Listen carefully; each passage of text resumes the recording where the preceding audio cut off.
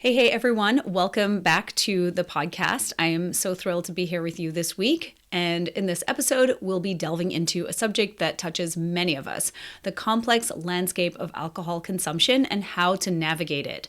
Our incredible guest today is Dr. Brooke Scheller, a doctor of clinical nutrition, author of the new book, How to Eat to Change How You Drink, and the founder of Functional Sobriety, a revolutionary program for alcohol reduction. In our conversation, Dr. Brooke shares her personal journey of finding freedom from alcohol in 2021, a story that mirrors the internal struggles many of us face in our relationship with drinking. We explore common misconceptions about moderate drinking and dissect the three primary drinking archetypes: the social drinker, the stress drinker, the habitual drinker, as well as the often overlooked nonchalant drinker. We dive deep into the emotional complexity surrounding alcohol, discussing how it can shift from a social activity to a coping mechanism for stress and life challenges. Dr. Brooke generously offers insights on navigating peer pressure and social expectations, especially for those deciding to cut back or quit, even in communities where alcohol is the social glue. Dr. Brooke goes on to enlighten us on the disruptive effects of alcohol on our internal systems, from gut health to neurotransmitters in the brain. And finally, she shares about the relationship between nutrition and sobriety, giving us invaluable nutritional strategies and information on the role of supplements in the journey to recovery.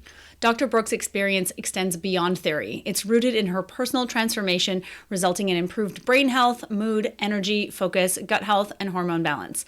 I hope you enjoyed this episode, and if you feel called to share it, I would love that so much.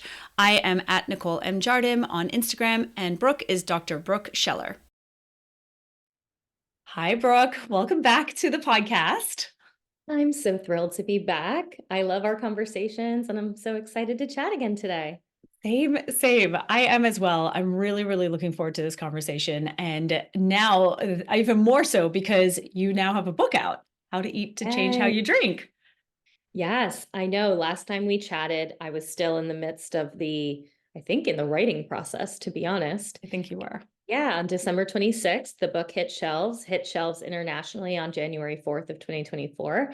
And it's been an amazing journey so far. And I'm so excited to chat more about it on your podcast today. Thank you. I am really thrilled to have you again. And I would love for you to maybe just start with a little reintroduction of yourself and just sharing a bit of your background and how you decided to stop drinking. And I feel like one of the things I wanted you to highlight was sort of this internal conversation that happened for you, because I think it's so relatable for anyone who's had or even has a sticky relationship with alcohol. Yeah, so I'm a doctor of nutrition by trade. I've been in the health and wellness space for about 15 years, and I have always been a big drinker. And I started drinking at a young age, early teen years, and drank throughout my entire adult life while also being very interested in health, wellness, nutrition, fitness, etc. And the interesting thing about that is that there's still a lot of drinking in the health and wellness world, right? And so anywhere you go, you could find the heavy drinkers, and I did. And it wasn't until my own moment of, my coming to Jesus moment, if you will, in 2021, when I made the decision to quit drinking. And, over the years, my drinking had escalated, but I had always been kind of a heavy drinker. And as I mentioned, there's this world that we live in right now where drinking has been a big part of culture, and it's been a big part of socialization. It's been a big part of work. It's been a big part of, our professional lives. And so that also integrates into the health and wellness space. And so I didn't even really think for so long that I was doing anything wrong or that I was different in any way. But after I decided to quit drinking in 2021, and I share all about this in the book. I tell my story and the backstory there. But it was really an awareness that I had once I did quit drinking, that we are not talking enough about alcohol in today's world. We're not talking enough about it from a health and wellness perspective, and how much it does play a role in things like hormones and gut health and metabolism and all of these other areas. And so shortly into my journey, I recognized that I had experience in this very substance, right? Because it's metabolized just like you would metabolize food or other beverages, right? And so it's been a really amazing way for me to combine my experience with my expertise, and a lot of that comes together in the book, which I know we'll dive all into today. Absolutely. Yes. And can you just talk a little bit about that? What someone might go through Mhm. when they're thinking of quitting drinking? Because I loved what you shared in your book about the fact that, you would wake up after a night of drinking and say, okay, today's the day. And then, Mhm. it would continue on and the cycle continues on. Like what was the moment where it really clicked for you? Yeah. So, and I know we'll probably jump into Nicole talking about the three drinking archetypes in a few moments, which is covered in my book. But in my experience, as I mentioned, I was a pretty heavy drinker. And the interesting thing about the alcohol use space is that we're always kind of constantly comparing of like, well, do I have a problem? Do I not have a problem? Am I an alcoholic? Am I not an alcoholic? Um, there's also this realm which we call the gray area, which is people who are maybe not drinking every day or almost every day or even that often, but they still maybe start drinking. They have trouble stopping once they start. They think they're going to just have one and then they wake up, having had several. They maybe don't really want alcohol to play such a prominent role in their life anymore, and yet they're having trouble kicking it. And this is something that I deal with clients very often, in that there's been long-term discussion in society that the only people who quit drinking are the people who have a problem with alcohol, right? Mm. And so if you don't have a problem, you're fine. You don't have to quit drinking. And in the world that we live in today, we're actually, as we're recording this, we're at the end of dry January. But now there's a lot of interest in cutting back, in reducing intake, in taking these dry months. There's a booming non-alcoholic beverage industry that we're in right now. And so it's really easier than ever to cut back or quit drinking. And for me, I had gotten to the point where, yeah, I was, probably a 3, 4, 5 day a week drinker. Come pandemic, I escalated my drinking, which was fairly common, right? There was some even research to show the increases, especially in women, Yeah. based on stress, based on isolation, based on changes in lifestyle. And for me, I had, gone from being a 3, 4, 5 day a week drinker to a 6 or 7 day a week drinker. And at that point was really struggling with alcohol's effect and role in my life. Again, I'm a doctor of nutrition, and I share a lot in my story in the book that I felt like I was living a double life.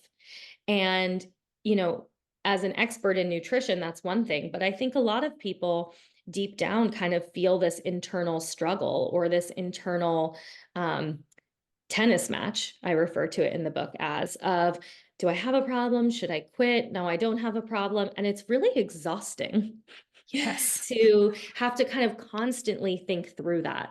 And for me, my kind of quote unquote rock bottom didn't look like DUIs or losing a job or, any monumental changes in my life. It looked like a lot of anxiety and depression, you know, um, difficulties in relationships and partnerships, and really just getting to the point where I felt like I had a moment where I recognized that I was choosing this Right. and that I could choose another way in terms of living a life without alcohol.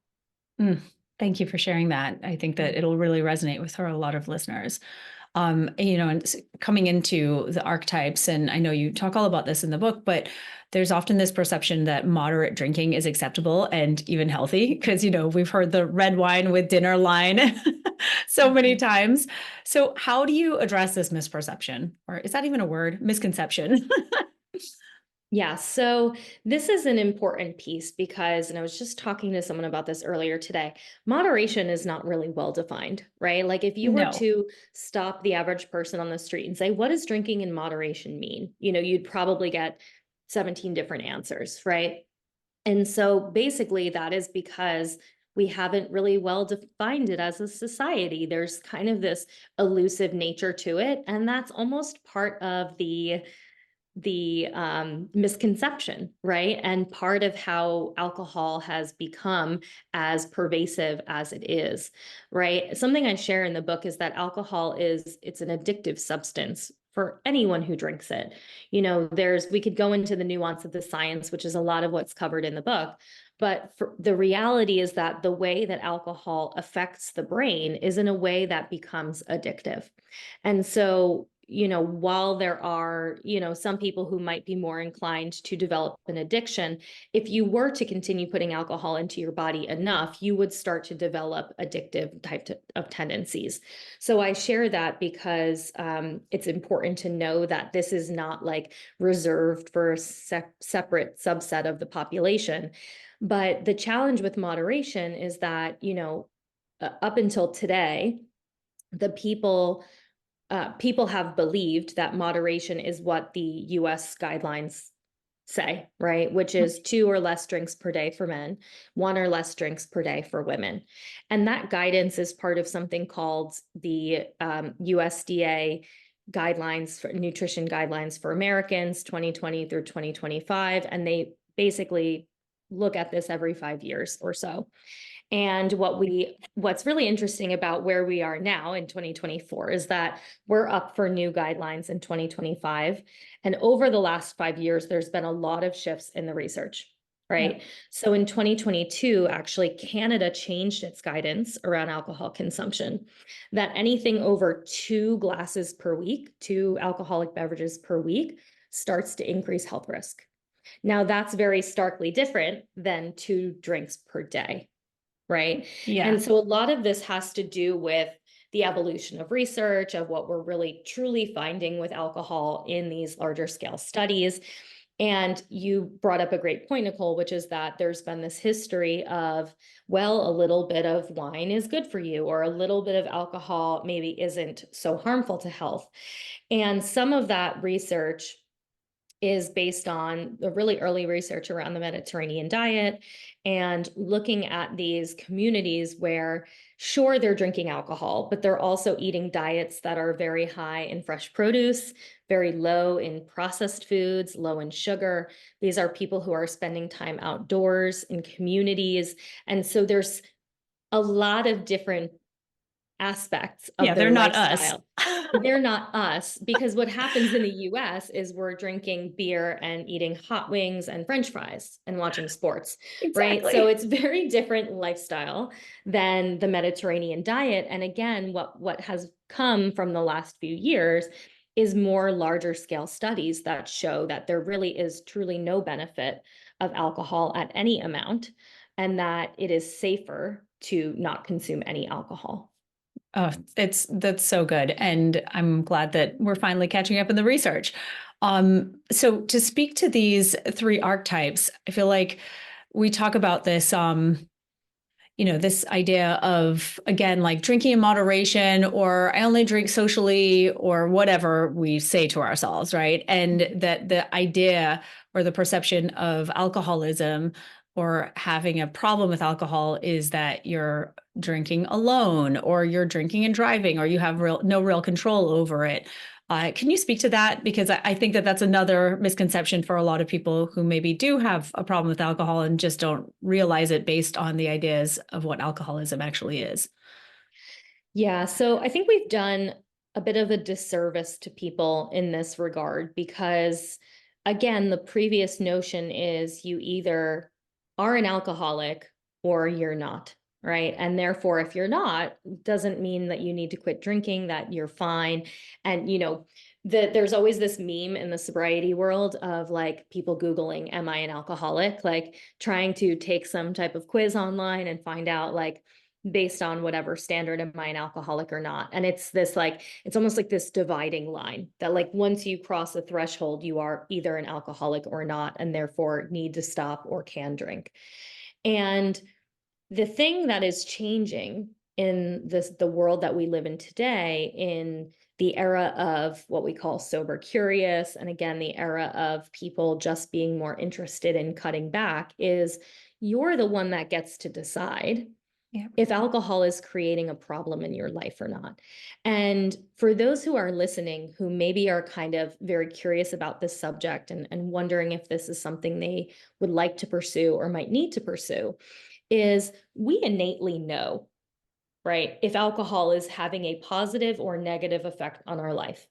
And it's really up to us to decide, is this something that is filling my cup or draining my cup, right? And that's the trouble that has has been, I think, to this day, is that people feel like they have to get to a certain point in order to stop, when the reality is that we can decide at any time that this is not contributing to my life in any way, it's holding me back in some way, and therefore I'm going to make the decision to cut back or to remove it. And so that is a lot of what inspired the 3 drinking archetypes, which is chapter 3 of the book. And part of the reason why I developed these archetypes is because, in my experience, I was someone who sought out 12-step rooms. I was someone that at the end was drinking so heavily that, based on, the online quizzes, you could identify as an alcoholic based on the level of consumption that I had.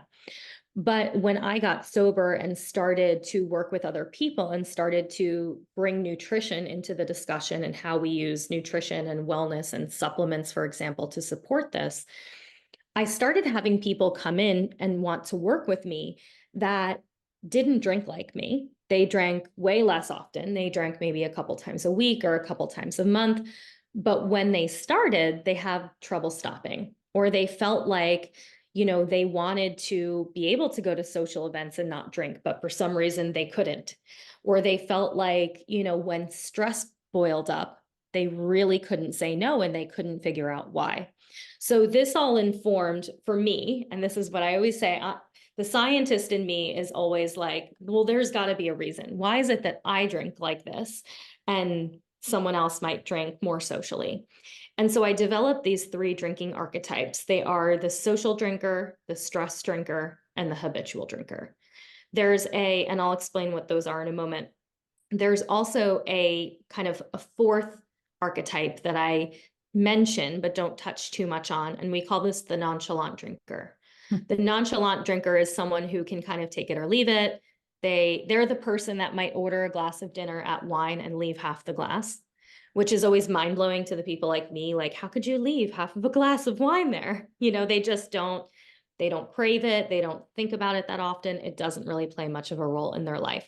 So I brought in this 4th archetype just so that people who really didn't feel like they had too much of an attachment to alcohol felt like they had some place to live. But really, the archetypes are for people who are drinkers, who are more regular, consistent drinkers. So the social drinker is someone who drinks mostly in social situations. Maybe it's a couple times a week, a couple times a month. But as I mentioned, once they start, they can't stop. They have trouble maybe going into social situations and not drinking. The stress drinker is someone who might drink a little bit more frequently, but they drink mostly in stress situations. So they drink after a long work day. They drink when there's family stress or relationship stress. And this is someone who really struggles with coping in these stress situations, and alcohol is the go-to. And the 3rd is the habitual drinker. And this is someone who I identify with is closer along the lines of someone that you might identify as an alcoholic or having an alcohol use disorder. And this is someone who's drinking more like daily or almost daily. And what's really interesting is we find that, and as you're listening, you might be able to say like, oh, which one am I? And there's a Cosmo style quiz in the book. My joke always is, we all love a good quiz that helps you identify your drinking archetype. And a lot of folks who are habitual drinkers actually say they might have started as a social drinker, moved into stress drinking, and then ultimately became a habitual drinker. So people kind of move back and forth between these different archetypes in different points of time. Yeah, I was kind of wondering actually if there is overlap between the 3 and if you can be more than just one. Yeah, that's a great question.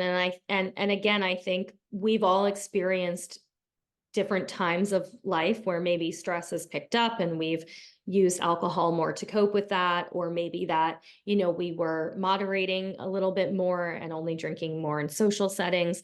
Maybe during the pandemic, some of that kicked up into this more habitual type of drinking. So it's not this kind of black and white, you're this and you're always this. It's really just meant to help guide people not only to feel like they can identify with a pattern or a category, but also in the book, when we begin talking about nutrition recommendations and lifestyle recommendations, each archetype has slightly different recommendations to support them in their alcohol-free journey or alcohol reduction journey. Which is so great. I also love the idea of your approach, which is not, well, you have to do this, and this is the only way. And that feels very final, I imagine, for so many people who are potentially considering reducing or eliminating alcohol from their lives. So, what are your thoughts on that? Because that's been my experience with people who have alcohol issues in my life, is that going to AA or, quitting outright and having all of that, having so much accountability, it's daunting, I imagine. Mhm. Yeah, it's this is one of those topics that's really tricky. Yeah, I know.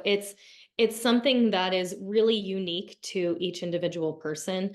I think the part of me that is trained as an expert in functional medicine and looking at root cause and really getting into the individual nature of someone's body and being is part of why I'm so interested in this topic, because historically it's been this very blanket statement approach, right? Yeah. It's been, again, this black and white. There's a line in the sand, and you're either an alcoholic or you're not an alcoholic, right? And so it creates a lot of confusion for people, and it perpetuates us in these unhealthy cycles, because we're almost just waiting for, or hoping, fingers crossed, that we never cross that line in the sand into having to go sober. And there's been such a negative association with the word sobriety and the idea of eliminating alcohol, that it's only reserved for people who have a problem, when in reality it's all about feeling good and being present in your body, being able to cope with your emotions, with your stress, whatever it might be, and not have to feel like you need something to check out, right? Or that you have healthy coping mechanisms. Because oftentimes it's just these long-term habits that end up over time affecting us in one way or another. And the other thing too that, I speak very openly about and is so important, is that really until now, alcohol has never been talked about as a critical element in our health journey, right? That it's kind of this like separate thing. Again, oh, you're either an alcoholic or you're not.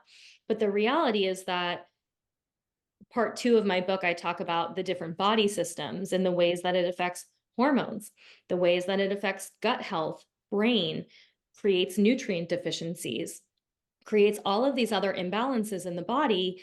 And for the most part, if you go to a doctor or a nutritionist and you go ask for help because you have a health concern or a health goal, alcohol is like very minimal part of that discussion. But for some people, alcohol plays a really big role in their life. And so we have to take that into consideration if we're looking to support someone in improving their health or longevity. For sure. I feel like there's so much conversation around fat intake and sugar, and yet the alcohol discussion tends to get a bit of a backseat. And it reminded me of something you were saying earlier about when I would go to these health and wellness conferences, there was always organic red wine or Mhm. organic biodynamic wine available, but there was no sugar to be found at all, right? And so sugar, I feel, has been villainized in our health and wellness world, but alcohol still gets a pass. It's like what you were saying earlier.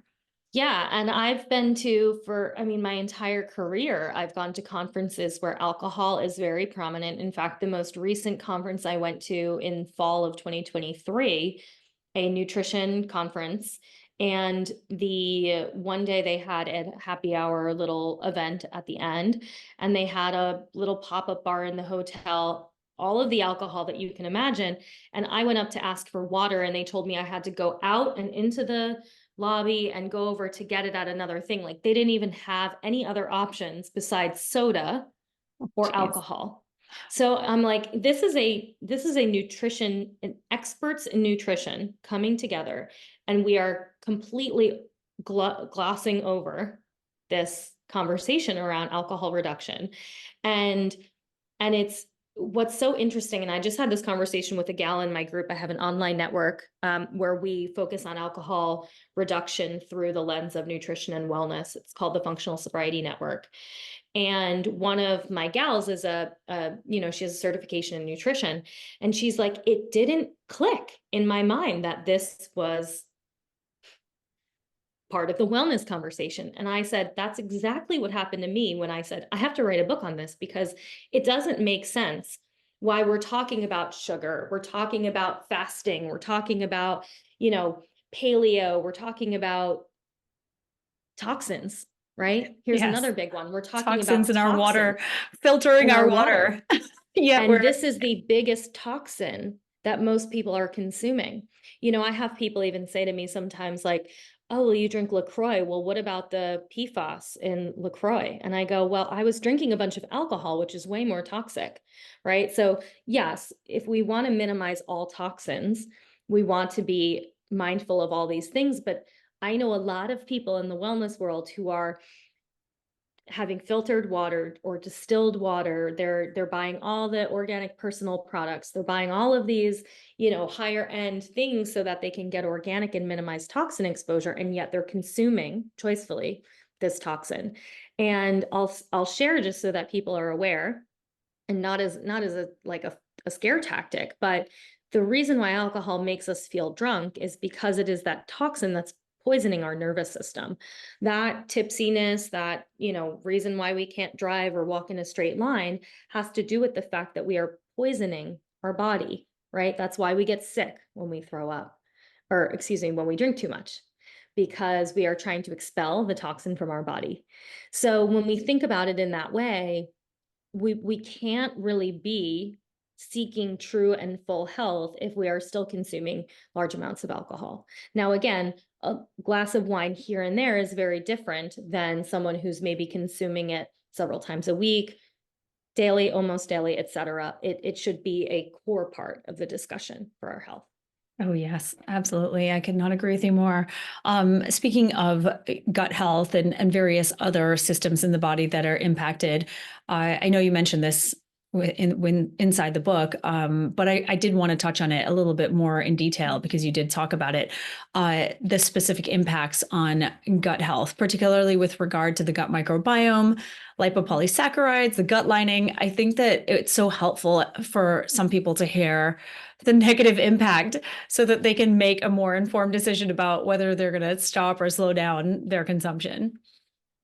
Yeah, so the gut microbiome is one of those areas that it's not that I didn't recognize when I was an alcohol user, that I didn't recognize that it was having an impact. But once I began looking at the actual research, I was really intrigued by the amount of research that there is around the effects that alcohol has on the gut.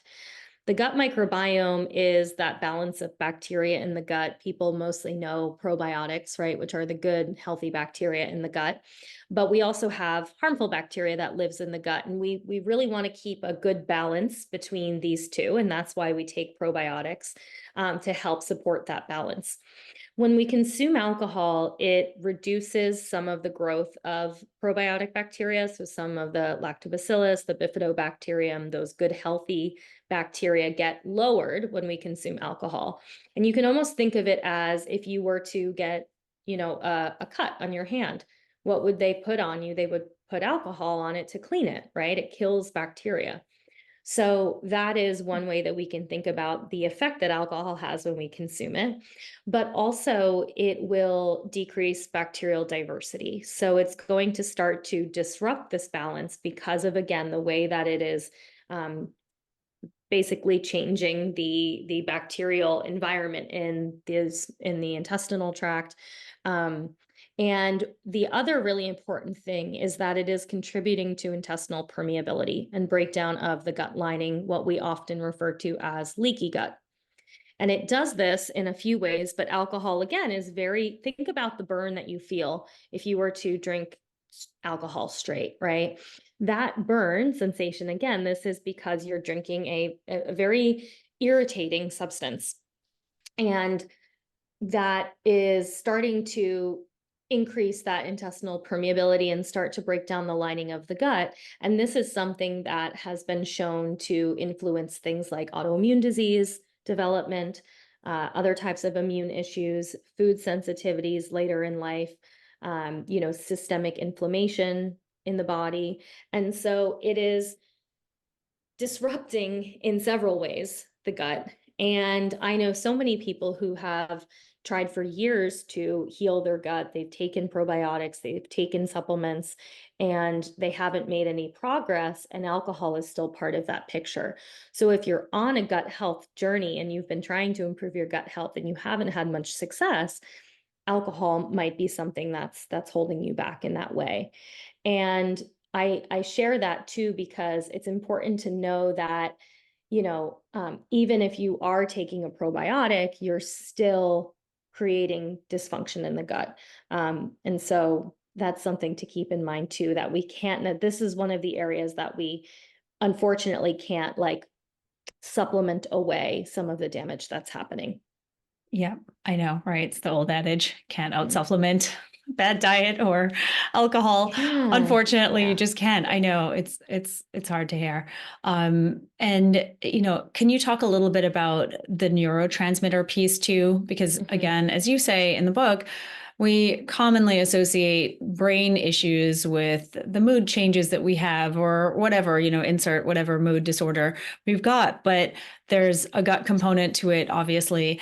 And so when you're thinking about the neurotransmitters like dopamine, serotonin, GABA, things like that, maybe you can just touch on one because I know you cover all of them. But like serotonin, for instance, I love that you talked about in the book that a deficiency could contribute to compulsive behaviors and alcohol consumption. And I Mhm. think that not a lot of us even realize that our neurotransmitters play a role in this too.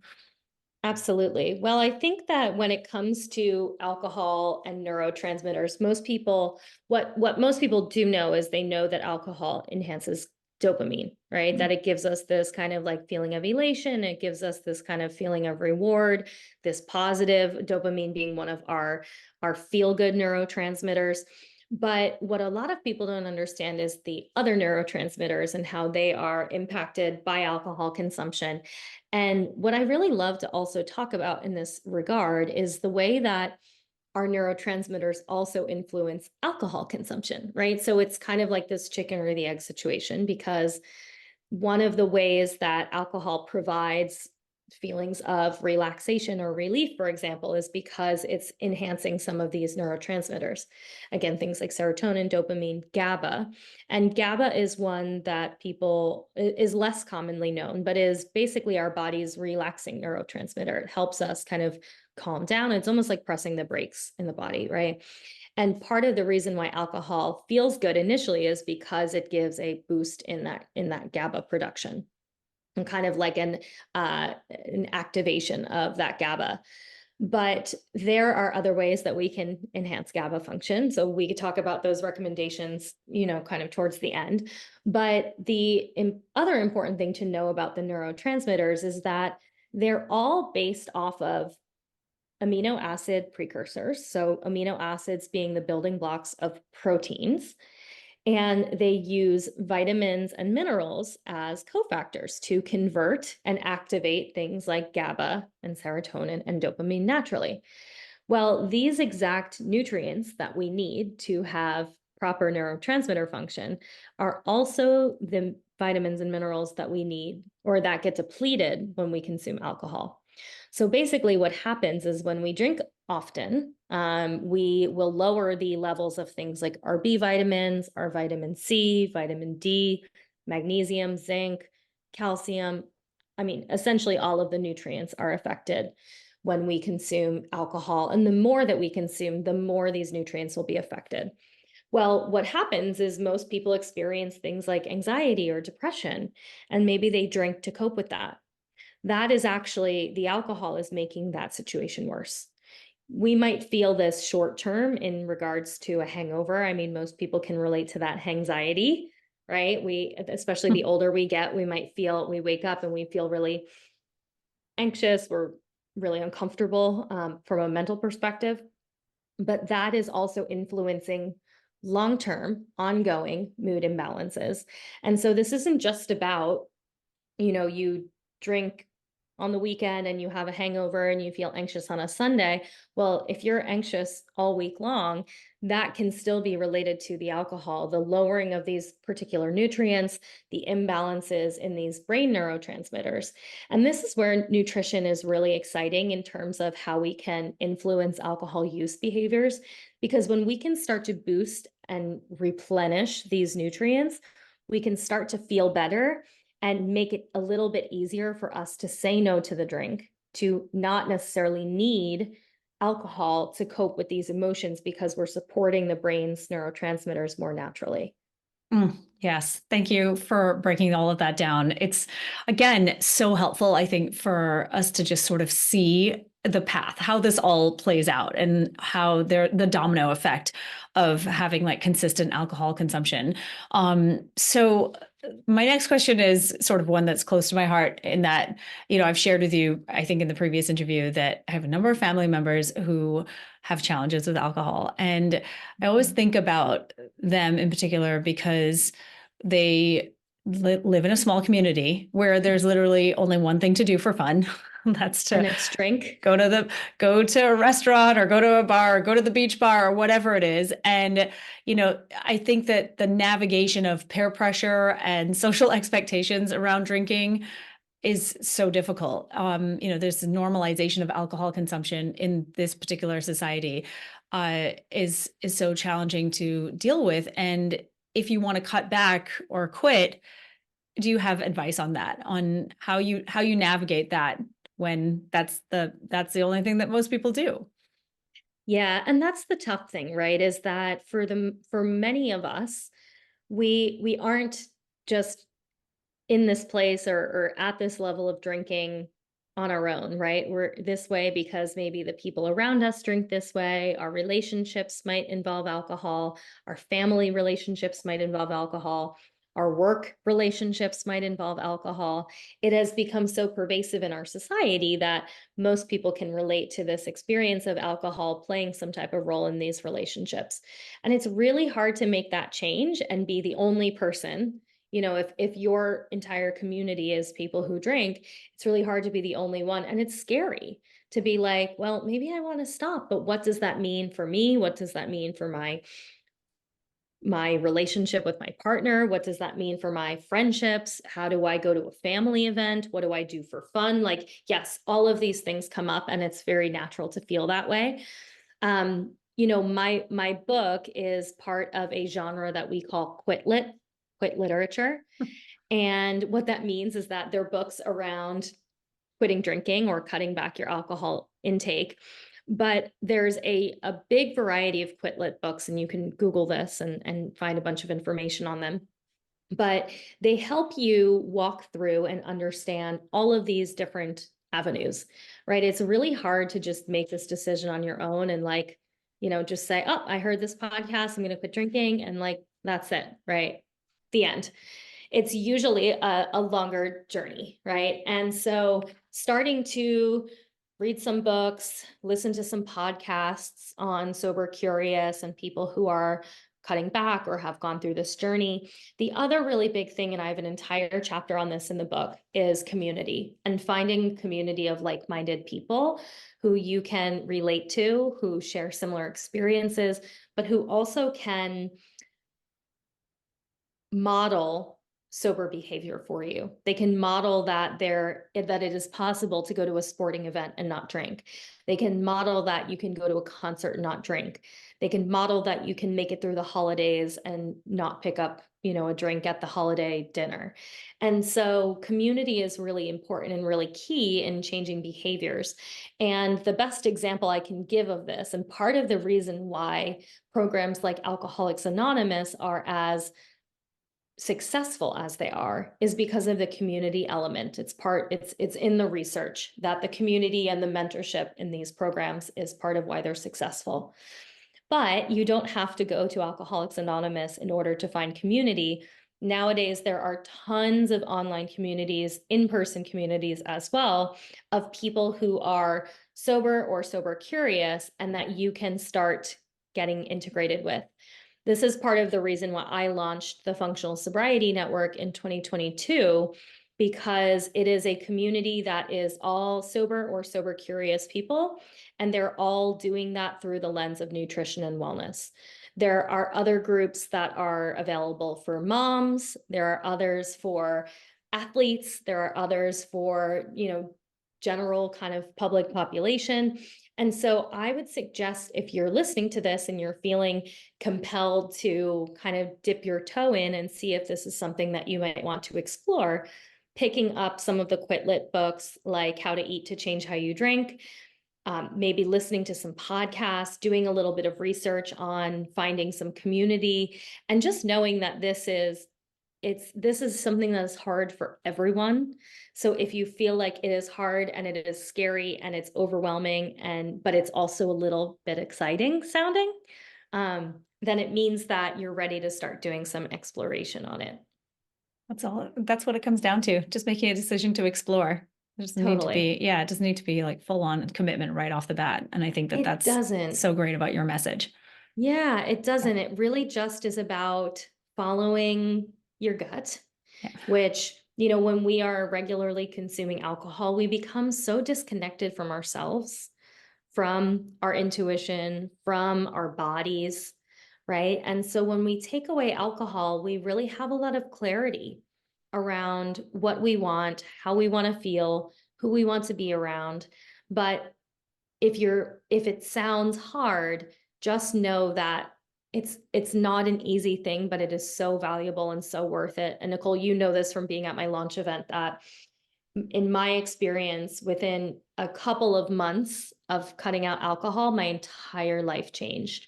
And so many of the goals and the things that I had wanted and dreamed of all came true once I eliminated alcohol. I felt like I was climbing uphill my whole life until I stopped drinking. And so that is why I feel so passionately about sharing this message, because I know and I see it in my clients that it's life-changing. Yeah. It's really, truly life-changing. I just love to hear that.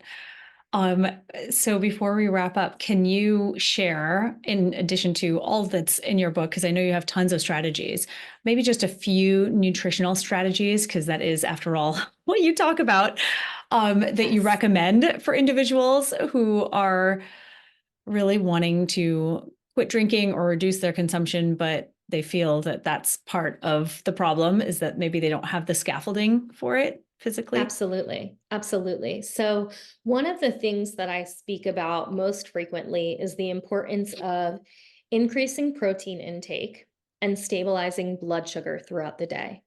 And this is because our blood sugar not only plays a role in, our mood, our energy, our general feelings of wellness, but also those of us who have a heavier drinking history can have a tendency to experience more low blood sugar, which means our body drops into that state where we feel like we need sugar, we need carbs, or we need alcohol, right? And so what often happens in the afternoon at the end of a long day is people feel like they can't resist the urge to take a drink. One of the most beneficial or most impactful things that you can do to overcome an afternoon alcohol craving is simply have a snack, something with protein, and try to do that before you would reach for a drink. I recognized this as an opportunity when I had a client that I was working with early on in this process. And she had said to me that she had to have the 5 p.m. glass of wine. It gave her energy to get through the end of the day. And I'm going, energy? when was the last time you ate? And it was lunchtime, right? So 5 hours later, she's hungry, right? And once we added in an afternoon snack, or we had her, have something small while she was prepping dinner and moving dinner up a little bit earlier, she was no longer craving or needing the glass of wine in the afternoon. And I say this because oftentimes we beat ourselves up and we say, well, I just don't have the willpower to say no. And typically willpower it's not about you being able to say yes or no. It is your body sending signals saying, I need something, right? So that is your body. When you're craving that glass of wine in the afternoon, that is your body saying, I need something, right? So instead of giving it wine and saying, shh, quiet down, we can tune in and say, well, what do I actually need? Is it food? Am I just hungry? Maybe it is, I need a walk outdoors. I need to take a breath and I need to release some stress. So increasing protein intake throughout the day is one of the big things that you can do to help alleviate alcohol cravings. I always suggest to never going more than about 3 to 4 hours between meals and snacks, because that again is going to help keep that blood sugar stable throughout the day. And again, that afternoon snack is a really critical time frame. So I would suggest, if nothing else, adding in the afternoon snack and seeing how that changes your desires for alcohol at the end of the day. I also talk a lot about supplements and using supplements to support, everything from minimization of cravings to boosting mood, boosting energy, supporting relaxation. So one example I'll give is, one of the things that we look to alcohol for is relaxation, right? We talked about GABA. You can take GABA as a supplement. You could take some of the, other amino acids like L-theanine, which is now in even a lot of the non-alcoholic beverages. And even something as simple as magnesium, which is our body's relaxing mineral, it's also depleted when we consume a lot of alcohol. And so even by simply adding in magnesium at the end of the day to try to help induce relaxation so that you feel like you're not as kind of hyped up at the end of the night, will also help with sleep, which is important because so many people use alcohol with sleep too. So I talk a ton about supplements in the book, and also my company, Functional Sobriety, has supplement packs where you get individually wrapped packs for 30 days. And in there, they have different supplements that will help to support some of the nutritional gaps that can be present from alcohol consumption and can help to support that journey moving forward. Amazing. Thank you. This was so great, as always. I feel like you shared so many good gems, and I really appreciate it. Thank you so much. Yeah, thank you, Nicole. And if you're interested in learning more, the book has tons more resources, gets a lot more in depth in terms of the recommendations, things like supplements, community, lifestyle changes, but also talks a lot about the science in the gut, hormones, which I think our previous episode covered a lot on. Yeah. So always go and check that one out too. Amazing. And where can everyone find you and, of course, not only your book, but also the Functional Sobriety Network? Yeah, so the book is available wherever books are sold: Amazon, Barnes and Noble. It's on Audible, Kindle, every version that you'd like it in. And if you get the Audible, I will read it to you. So if you like my voice, you can get that version. But you can learn more about the Functional Sobriety Network and my online programs at functionalsobriety.com. And also make sure to head over and follow me on Instagram at Dr. Dr. Brooke Scheller. And I share lots of tips and inspiration and good message around alcohol reduction. Thank you again so much, Brooke. Your work is so needed. I really appreciate you. Talk you so much for having me, Nicole. It's always great to see you. Same. That's a wrap. Be sure to click that subscribe button to join me for more Girl Talk Gone Menstrual in upcoming episodes. But in the meantime, check out my latest Period Party episode. And if you're looking for a deeper dive into your hormones, go ahead and take my period quiz at nicolejardim.com/quiz.